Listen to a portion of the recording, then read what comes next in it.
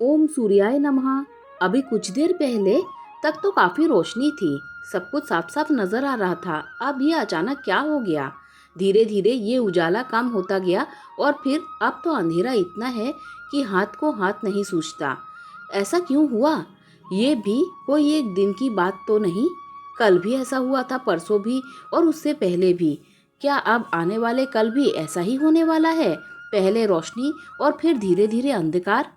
सूर्य की किरणों से प्रकाशित है ऋग्वेद। संभव है कि ये कुछ वही सवाल रहे होंगे जो वैदिक काल ने हर रोज रात और दिन होते देखने के बाद महसूस किए गए होंगे और फिर एक दूसरे की भी जिज्ञासाओं और अनुभवों को सुनकर कोई निष्कर्ष निकाला होगा।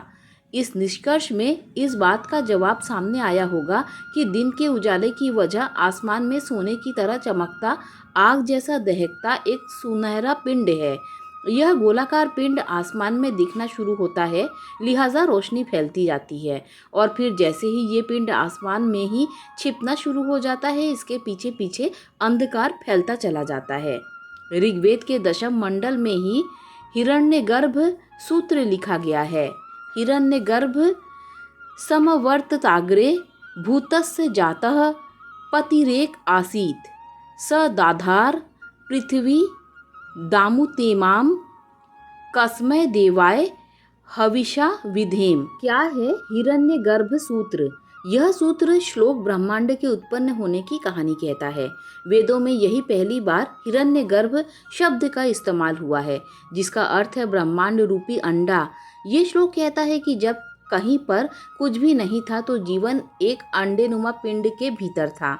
यह श्लोक बिग बैंग जैसी थ्योरी का भी संकेत देता है। इसी पिंड में विस्फोट से ब्रह्मांड के सभी तत्व बने, धरती, जल, अग्नि, आकाश और वायु के साथ साथ चंद्रमा और सूर्य।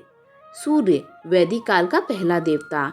सूर्य जो अकेला ही धरती के लिए प्रकाश, गर्मी और एनर्जी का सोर्स है और वैदिक काल के लोगों द्वारा पहचाना गया सबसे पहला देवता भी है।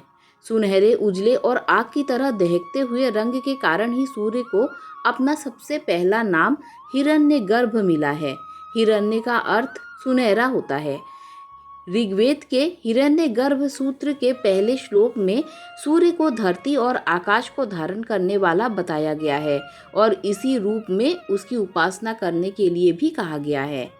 कैसे हुआ सूर्य का जन्म?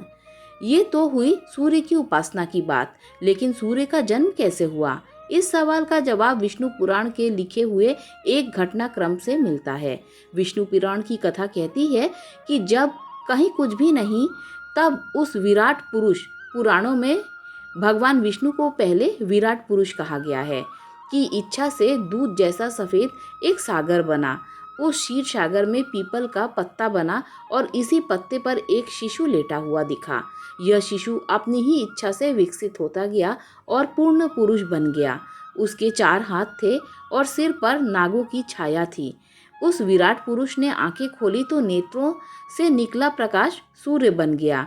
मन से बना चंद्रमा, कानों से ध्वनि और उसकी सांस लेने की इच्छा के कारण ही ब्रह्मांड प्राणवायु से भर गया। यजुर्वेद में इस पूरी प्रक्रिया का वर्णन इस श्लोक में हुआ है। चंद्रमा मनसो जात श्रक्षो सूर्यो अजायत श्रोत्रा द्वायुच्च प्राणच्च हृदयात् सर्वमिदं जायत। भाव, उस विराट पुरुष के मन से चंद्रमा, चक्षु आँखों से सूर्य, श्रोत से वायु और प्राण और हृदय से यह संपूर्ण जगत उत्पन्न हुआ। क्यों कहे जाते हैं सूर्य नारायण? भगवान विष्णु की आंखों से उत्पन्न होने के कारण ही सूर्य देव उनके ही नाम नारायण से जाने जाते हैं। इसीलिए संसार में उन्हें सूर्य नारायण कहा जाता है। यह भी कहते हैं कि सूर्य को नमस्कार करना, उसकी पूजा करना असल में भगवान विष्णु की ही पूजा उपासना है। आकाशात् पतितं तोयं यथा गच्छति सागरम सर्वदेव नमस्कारः केशवम प्रति गच्छति। आकाश से गिरा हुआ जल जिस तरह सागर में गिर जाता है, सभी देवताओं को किया गया नमस्कार केशव यानी नारायण को ही पहुंचता है। इसके अलावा ब्रह्म पुराण भी सूर्य के शक्तिशाली प्रभाव और उनके ऐश्वर्य को स्वीकार करता है। ब्रह्म पुराण कहता है, मनसम वाचिकम वापि कायजम यच्च दुष्कृतम सर्व सूर्य प्रसादेन तदशेषम व्यपोहति। यही वजह है कि देवताओं में सूर्य को सबसे श्रेष्ठ और नारायण की तरह ही सम्मानित बताया जाता है। हालांकि देवताओं के राजा इंद्र हैं। पुराण कहानियाँ कहती हैं कि इस पद पर अलग अलग समय पर अलग अलग इंद्र रहे हैं। सूर्य को उन देवताओं में शामिल बताया जाता है कि इंद्र की सभा में बैठते हैं। इसके बावजूद कई कहानियाँ ऐसी हैं कि जिसमें सूर्य की जगह देवताओं में सबसे अलग और ऊंची रही है। सूर्य के जन्म की एक और कथा।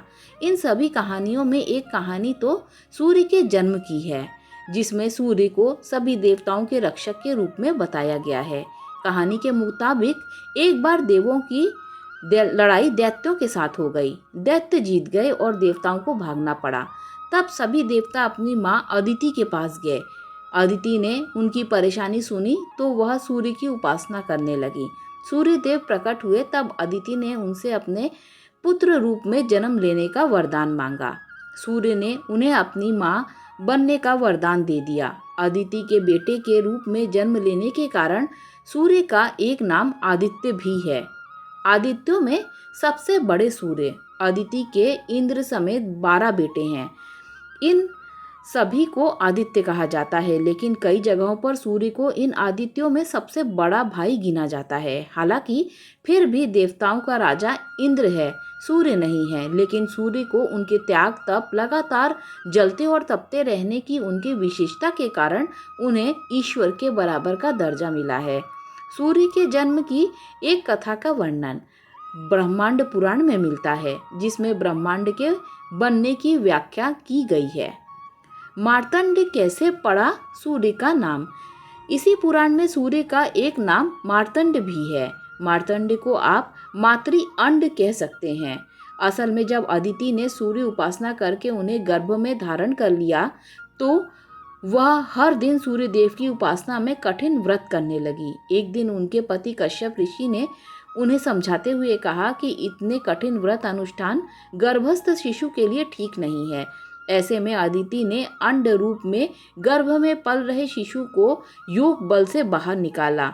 वह एक दहकते सुनहले अंड के पिंड के रूप में जन्मे और जब वह जन्मे तो संसार रोशनी से भर गया। इस तेज पिंड से डरकर दैत्य भागकर खड़े हुए और स्वर्ग पर देवताओं का अधिकार फिर से हो गया। सूर्य अपने इसी अंडज रूप में आकाश में स्थापित हो गए, जिसका दर्शन हमें रोज होता है। कालचक्र का प्रतीक है सूर्य का रथ। इसी तेज पुंज से निकला मानव रूप ही इंद्र की सभा में सूर्य देव के रूप में शामिल है, जो कि अलग अलग कहानियों, अलग अलग किरदारों के रूप में सामने आते हैं। यह 7 घोड़े वाले रथ पर सवार हैं। काल यानी समय निर्धारण के प्रतीक हैं। इनके रथ का पहिया ही कालचक्र है। यह दिन रात के कारण है और मौसम, जलवायु, वर्षा के समय और उसकी यात्रा को भी तय करते हैं। वेदों में सूर्य के इसी रूप को विवस्वान नाम भी मिला है। गीता में क्या कहते हैं श्री कृष्ण? गीता में भी जब श्री कृष्ण अर्जुन को कर्म योग का ज्ञान देते हैं तो वह बताते हैं कि मैं पहले भी यह ज्ञान कई लोगों को सिखा चुका हूँ और जिन्होंने इसे समझ लिया वह मेरे हो गए या फिर मेरा स्वरूप पा गए। इसके बाद वह बताते हैं कि सबसे पहले तो मैंने ये ज्ञान विवस्वान सूर्य को दिया। सूर्य ने कर्म योग मनु को सिखाया और मनु ने अपने पुत्र इक्ष्वाकु को इसका ज्ञान दिया। अब मैं यही ज्ञान तुम्हें देता हूँ। इमं विवस्तवे योगम प्रोक्तवान हम वयम विवस्तवान मनवे प्राह मनुरिक्ष्वा कवे ब्रवीत। ऐसे हुई सूर्य कुल की स्थापना। विष्णु पुराण के अनुसार हरि इच्छा से उनकी नाभि से कमल खिला। इसी कमल में पराग कणों के रूप में ब्रह्मा का विकास हुआ। कमल के मूल में पड़े बीज से शिव की उत्पत्ति हुई। ब्रह्मा के पुत्र मरीचि हुए। मरीचि से कश्यप का जन्म हुआ और कश्यप के पुत्र विवस्वान सूर्य हुए। विवस्वान से मनु का जन्म हुआ। विवत्सवान का पुत्र होने के कारण मनु को वैवत्स मनु कहा जाता है। मनु से इक्ष्वाकु जन्मे और इस तरह कुलों में सबसे कुलीन सूर्यकुल या सूर्यवंश की स्थापना हुई। क्या सूर्य के पुत्र वैवस्व मनु अलग हैं? यह एक कंफ्यूजन हो सकता है कि मनु का जन्म तो ब्रह्मा जी के अंश से हुआ और उनकी पत्नी शतरूपा हैं, तो फिर सूर्य के पुत्र मनु कैसे हुए हैं? असल में समय की गणना सिर्फ वर्षों और शताब्दियों और युगों तक सीमित नहीं है, बल्कि इनका फैलाव कल्प और मनवंतर तक हुआ है। हर मनवंतर के अलग अलग मनु हुए हैं और ऐसा हो सकता है कि सबके समय समय में पुराण कथाएं भी अलग अलग रही हैं। इनकी बानगी रामचरितमानस में भी मिलती है। जब शिव जी की पत्नी सती त्रेता युग में जाकर श्री राम की परीक्षा लेती हैं, जबकि राम जन्म तब हुआ ही नहीं था। इससे नाराज शिव सती का त्याग कर देते हैं और सती अपने पिता दक्ष के यज्ञ में खुद को भस्म कर लेती हैं। बाद में इन्हीं सती का जन्म पार्वती के रूप में होता है, जो शिव जी से विवाह करती हैं और खुद कई मौकों पर राम कथा का किस्सा भी बनती हैं। इसीलिए ब्रह्मा के पुत्र मनु और सूर्य के पुत्र मनु को अलग अलग समझा जा सकता है। फिर भी न समझ आए तो ऋग्वेद की बात याद रखनी चाहिए, एकम शत विप्रह बहुधा वदंती, जब हुआ सूर्य और शिव जी का युद्ध। खैर, सूर्य की बात करते करते शिव जी का जिक्र चला आया तो यहाँ एक कहानी का जिक्र और ज़रूरी हो जाता है। कथा है सूर्य और शिव जी के युद्ध की। पुराण कथाओं में वर्णन है कि एक बार सूर्यदेव और शिव में भयंकर युद्ध भी हुआ। यह युद्ध की वजह था रावण का नाना सुमाली। पुराणों में शामिल 10वां पुराण ब्रह्मवैवर्त पुराण में यह कहानी दर्ज है। क्यों आमने सामने आए शिव और सूर्य? हुआ कुछ यूं कि एक बार माली सुमाली ने भगवान शिव से रक्षा और खुद पर उनकी कृपा दृष्टि बनाए रखने का वरदान मांग लिया। इस वरदान के कारण दोनों क्रूरता दिखाने लगे। धरती पर हाहाकार मचाने के बाद दोनों आकाश की ओर बढ़े, जहां सूर्य देव ने उनका रास्ता रोका। इस पर दोनों सूर्य से ही युद्ध करने लगे। सूर्य के अमोघ अस्त्रों के आगे उनकी एक नहीं चली, तो उन्होंने वरदान के तहत महादेव को पुकारा। वरदान में बंधे शिव को आना पड़ा। इस तरह सूर्य और शिव आमने सामने हो गए। शिव ने किया सूर्य पर प्रहार। शिव को रोकना असंभव था और अगर न रोका जाता तो माली सुमाली आकाश की ओर बढ़ सकते थे। इसीलिए सूर्य देव को भगवान शिव से युद्ध करने का निर्णय लेना पड़ा। माली सुमाली पर हुए सूर्य के प्रहार को रोकने के लिए शिव ने उन पर त्रिशूल चला दिया। इससे सूर्य चेतनाहीन हो गए और उनके 3 टुकड़े हो गए। पहला टुकड़ा जहाँ गिरा वहाँ कोणार्क सूर्य मंदिर है और यह मंदिर उड़ीसा में है। दूसरा टुकड़ा जहाँ गिरा आज देवार्क सूर्य मंदिर है, यह मंदिर बिहार में मौजूद है। तीसरा टुकड़ा जहाँ गिरा वहाँ आज लोलार्क सूर्य मंदिर है, यह मंदिर यूपी में काशी के पास है। सूर्य के पिता ऋषि कश्यप ने दिया शिव जी को श्राप। सूर्य के चेतनाहीन होने से उनके पिता कश्यप क्रोधित हो गए और उन्होंने महादेव शिव को श्राप दिया कि जिस तरह आपने मेरे पुत्र पर त्रिशूल प्रहार किया, ठीक उसी तरह एक दिन आपको अपने पुत्र पर त्रिशूल चलाना होगा। इसी श्राप के कारण भगवान शिव को बाल गणेश का मस्तक काटना पड़ा था। रामायण और महाभारत में सूर्य पूजा। सूर्यदेव की पूजा के स्पष्ट प्रावधान भी रामायण और महाभारत में मिलते हैं। रामायण में जहाँ श्री राम का कुल ही सूर्य वंश है, तो वहीं महाभारत में सूर्य खुद एक किरदार निभाते हुए नजर आते हैं। कर्ण हर रोज गंगा स्नान के बाद सूर्यदेव को जल चढ़ाता था। वह कमर तक पानी में खड़े रहकर उनकी उपासना के मंत्र पढ़ता था। कुंती, द्रौपदी, भीष्म पितामह, यहाँ तक कि खुद कृष्ण भी सूर्य की पूजा करते थे। कृष्ण के पुत्र सांब से जुड़ी सूर्य की कहानी। सूर्य पूजा और उनकी लंबी तपस्या की एक कहानी तो कृष्ण पुत्र सांब से जुड़ी है। श्री कृष्ण और जामवंती का बेटा सांब दिखने में बिल्कुल कृष्ण के जैसे ही थे। अपनी इसी छवि का फायदा उठाते हुए वह कई लड़कियों को अपने झूठे प्रेम जाल में फंसा लेता था। एक दिन कृष्ण को जब यह बात पता चली तो उन्होंने सांब को समझाने की कोशिश की। सांब नहीं माना तो गुस्साए कृष्ण ने उन्हें कोढ़ी होने का श्राप दे दिया। बिहार में है सांब का बनाया सूर्य मंदिर। श्राप मिलने के बाद सांब ने माफी मांगी। तब कृष्ण ने उसे सूर्य की तपस्या की राह दिखाई। उन्होंने कहा कि सूर्य ही जगत का आधार है और सभी प्राणियों की चेतना भी वही है। रोग और व्याधि की औषधि भी वही है, इसीलिए सूर्य देव को प्रसन्न करो। सांब ने पूरे भारत में भ्रमण करते हुए सूर्य देव की तपस्या की और उनके मंदिर भी बनवाए। बिहार के ओलार्क में भी सांब का स्थापित एक सूर्य मंदिर आज भी है। कई देशों में कई प्रदेशों में सूर्य मंदिर। गुजरात के मोढेरा में भी प्रसिद्ध सूर्य मंदिर है जो प्राचीनता की गवाही देता है। कश्मीर का मार्तंडेय सूर्य मंदिर काफ़ी चर्चित रहा है, जो कि अब तक एक ध्वस्त संरचना है।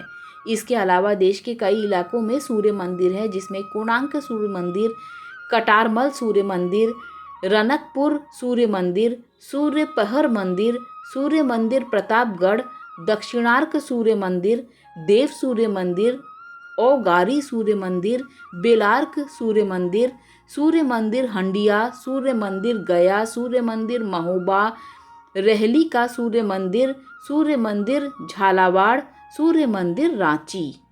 योग शास्त्र में सूर्यदेव। योग शास्त्र में भी सूर्यदेव प्रमुख स्थान रखते हैं। उनके नाम पर सबसे प्राचीन योग पद्धति सूर्य नमस्कार है, जो मंत्र आधारित है। सूर्य के 13 पर्याय नामों से बने ये 13 मंत्र अपनी 13 क्रियाओं के साथ पेट, पीठ, पैर, घुटने, जांग, एड़ी, भुजाएं, गर्दन, सिर और सीना के साथ सभी जोड़ के लिए लाभदायक है। ओम मित्राय नमः, ओम रवये नमः, ओम सूर्याय नमः, ओम भानवे नमः, ओम खगाय नमः, ओम पुष्णे नमः, ओम हिरण्यगर्भाय नमः, ओम मरीचये नमः, ओम आदित्याय नमः, ओम सवित्रे नमः, ओम अर्काय नमः, ओम भास्कराय नमः, ओम श्री सवित्रे सूर्य नारायणाय नमः। कुल मिलाकर ये है कि सूर्य वाकई ही इस संसार की आत्मा है। भारतीय जनमानस के लिए वह सिर्फ विटामिन डी का सोर्स नहीं, बल्कि सकारात्मकता का पर्याय है, त्याग की भावना का उदाहरण है, खुद जलकर समस्त संसार को प्रकाशित करने वाला संकल्प है, अपदीपो भव की प्रेरणा है। इसीलिए सूर्य वैदिक युग से लेकर आज तक प्रतिष्ठित है और भारतीय जनमानस को प्रेरित करता है कि हम थोड़ा ही सही लेकिन सूर्य जैसा बने। दोस्तों, अगर आपको वीडियो अच्छी लगी हो तो लाइक, शेयर, सब्सक्राइब कीजिए। Thanks for watching this video.